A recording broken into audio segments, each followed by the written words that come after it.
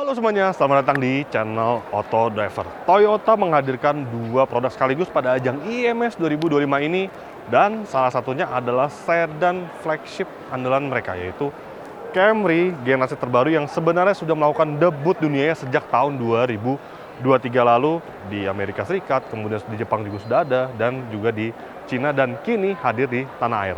Lantas seperti apa mobil ini? Apakah dia benar-benar generasi baru dibandingkan sebelumnya? Karena secara penampakan tuh masih mirip-mirip dengan generasi sebelumnya. Ikuti terus videonya.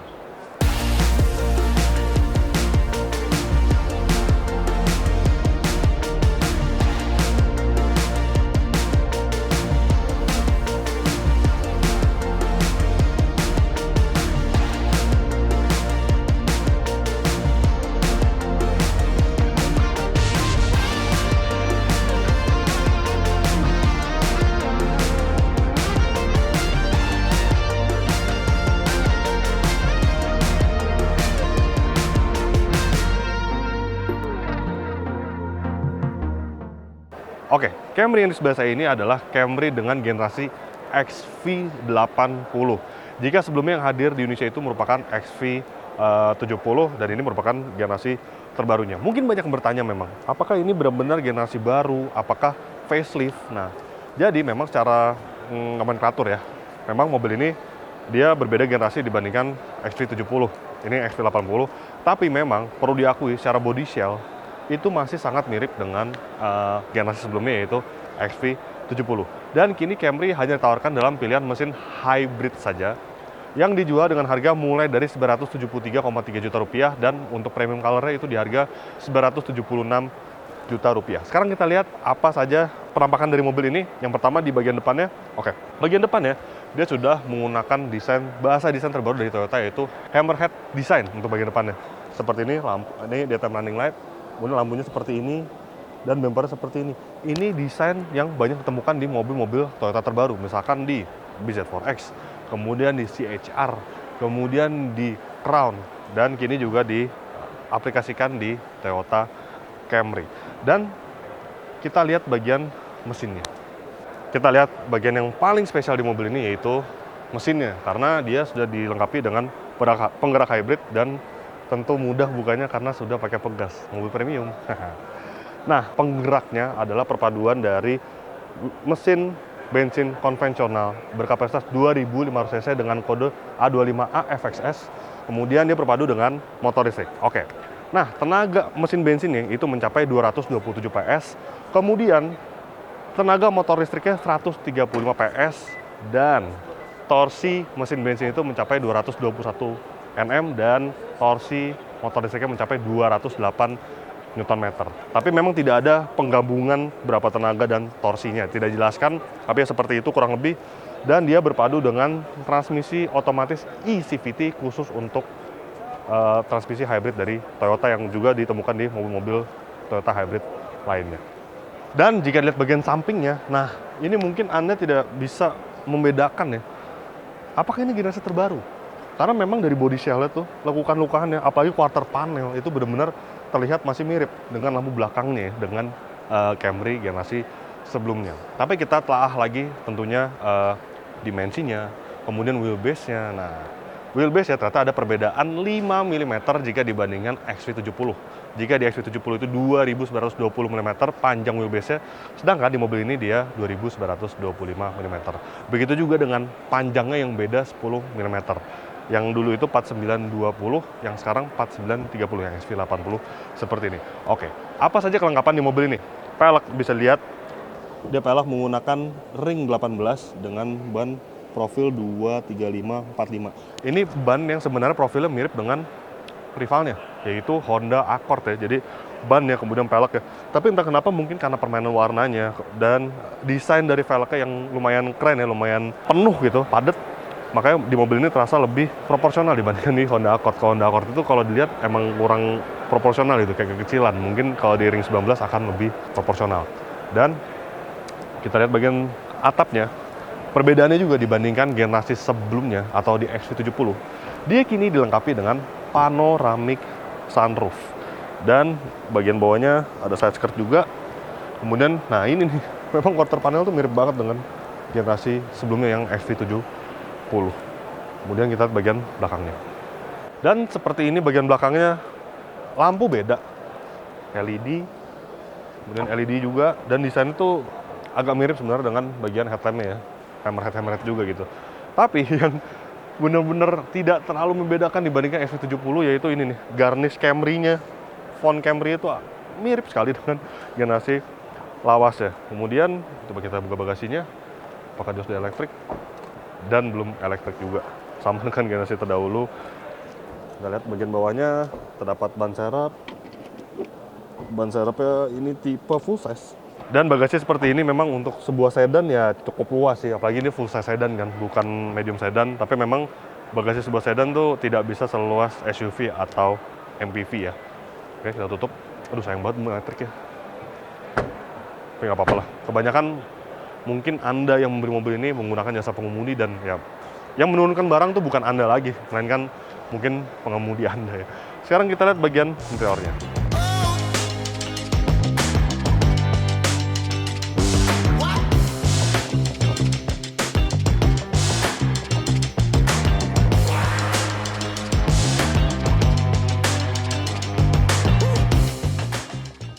Ini dia bagian baris keduanya, bisa dilihat memang sebuah full size sedan harus bisa mengakomodir penumpang di bagian belakangnya dengan baik. Dan ya cukup baik sih mobil ini.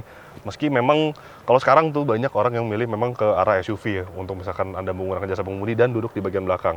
Karena bisa dilihat, untuk tinggi badan saya yang 170 cm ini kakinya masih agak kurang terpampang dengan bagian joknya ya.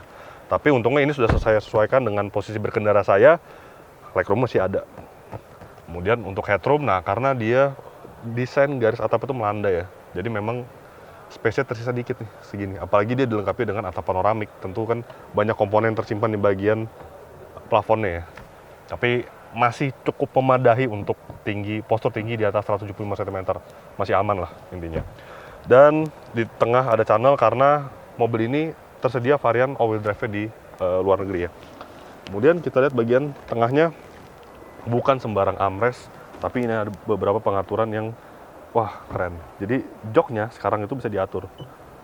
Tuh, secara vertikal, mau tegak seperti ini bisa. Terus juga dia bisa menutup tirai belakang, tapi sayangnya mobil ini nggak ada kuncinya. Tapi paling rebah segini nih. Jadi ya cukup rileks sih untuk sebuah full size sedan. Kemudian dia juga bisa mengatur ini nih, volume dari head unit bagian depan.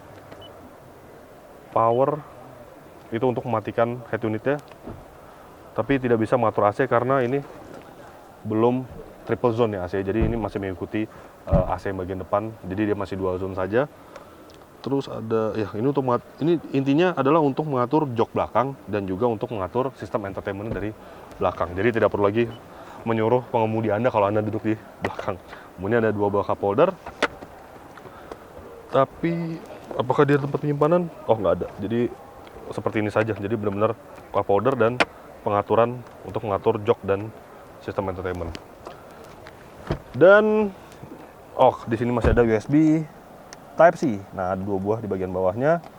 Kemudian panoramik. Nah, ini yang membuat sebuah Camry keren dan mewah dalamnya karena ada panoramik. Kalau dulu tuh selalu sunroof, dan untuk pertama kali Camry ada panoramik. Oke, sekarang kita masih ada lagi nih. Ada ini nih, tirai samping, jadi untuk menambah privasi Anda atau misalkan silau gitu ya, bisa ditutup juga. Kemudian bahan ya Camry lah. Soft touch. Untung nggak dibedain ya bagian depan dan bagian belakangnya. Sama-sama soft touch. Oke. Nggak, bagian bawahnya ada sedikit plastik keras, tapi nggak masalah lah. Kaca sudah all auto. Dan juga ini khas ya, ditemukan di Camry dari generasi XV40 kali ya, yaitu pengaturan joknya sudah elektrik bagian depannya. Dan ini bisa diatur ketika Anda duduk di kiri. Nah, Anda bisa ngatur joknya nih, karena ada tombol di bagian sini. Mudah jadi kalau kurang lempang, nggak usah manggil supir Anda, tinggal atur seperti ini. Oke, sekarang kita langsung ke bagian balik lingkar kemudinya. Dan di balik lingkar kemudi sayang sekali nggak ada kuncinya ini ya. Jadi ini nggak bisa diatur nih untuk bagian teleskopik dan steering steeringnya. Tapi Kami percaya bahwa menyetir mobil ini akan sangat ergonomis karena ya Camry dari dulu begitu rasanya enak, benar-benar berapapun postur tubuh Anda nggak jadi masalah apalagi di generasi terbaru ini. Bisa dilihat nih untuk joknya bisa diatur secara elektrik yang luasa juga, nice. Kemudian dashboard ini full baru dibandingkan generasi XV70 ya. Dia desainnya seperti ini, memang terkesan lebih simpel, tapi bahannya juga premium, ini soft touch. Kemudian nah sistem entertainment-nya dia kini menggunakan layar 12,1 inci, which is dia sama dengan beberapa model Toyota lainnya 12,1 inci, dan OS-nya sudah OS Toyota terbaru, Toyota dan Lexus terbaru yang high end ya, yang seperti ini. Fungsi juga banyak, ada navigasi, kemudian Apple CarPlay dan Android Auto, Bluetooth udah standar lah. Pengaturan mobil juga ada di bagian sistem entertainment-nya. Nice. Kemudian AC di dual zone kan, bener. Pengaturan di bagian sini, kisi-kisi AC seperti ini, dan ada wire charging. Di depan juga ada 3 buah USB Type-C slot ya di bagian sini. Dan sini atau penyimpanan ada 2 buah cup holder. Dan tuas transmisi seperti ini mirip sih sebenarnya dengan generasi terdahulu juga. Kemudian ada 3 mode berkendara yaitu Eco, Normal, Sport. Sebenarnya ada 4. Ada satu lagi yaitu EV mode dan auto hold, handbrake sudah elektrik. Bagian tengah ada konsol yang cukup luas. Ya, enak sih nyetir mobil ini. Tapi memang kalau dibandingkan dengan spek di luar negeri ya, itu sebenarnya interior color lebih banyak gitu. Ada warna hitam seperti ini, ada yang warna merah, ada yang warna selain hitam lah intinya. Tapi di Indonesia tampaknya hanya satu warna seperti ini saja. Kemudian build material juga ya Camry lah, soft touch semua, harus premium ya. Instrument cluster juga sudah full digital. Kemudian speaker dia aftermarket dari JBL. Tentu suaranya akan premium dan bagus gitu ya dibandingkan speaker-speaker standar.